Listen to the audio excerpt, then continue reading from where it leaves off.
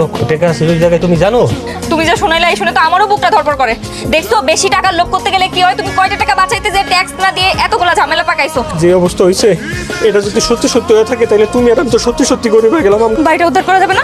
এনে চল, এই জায়গায় থাকলে ঝামেলা আছে, ওটা দখল করে নেবো। এই বাড়িটা ওর নামে লিখে দিত, এখন বাড়িটা উদ্ধার করার ব্যবস্থা করো অন্তত।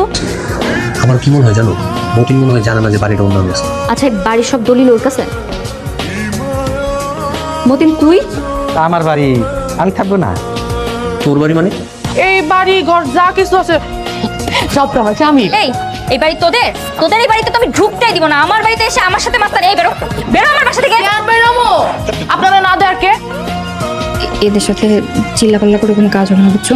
এদের বোঝাই শুনে যেভাবে হোক আমাদের এই বাড়িতে থাকার ব্যবস্থা করতে হবে। মতিন ভাইয়া, কতদিন ধরে তুমি আমাদের এই বাড়িতে চাকরি করতেছো, তা আমরা তো অসহায় হয়ে গেছি, আমাদের কিচ্ছু নাই, তাই এই অসহায় অবস্থায় আমাদের বাড়ি থেকে বের করে দিবা?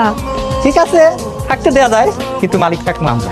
এই দারোয়ানের জন্য আর বাজার করার জন্য উনি হইছে পারফেক্ট, রান্না বান্না সব উনি করবেন। হ্যাঁ ঠিক আছে। যদি এই শর্তে রাজি হন তাহলে আপনারা দুইজন আমাকে বাড়িতে থাকতে পারবেন। আমরা এই শর্তে রাজি। তাহলে এই ব্যাগটা নিয়ে আসো ঘরে, আসো। আমার বাড়ি শেষ, আমার সব শেষ, সব দোষ তোমার, তোমার সব দোষ তোমার।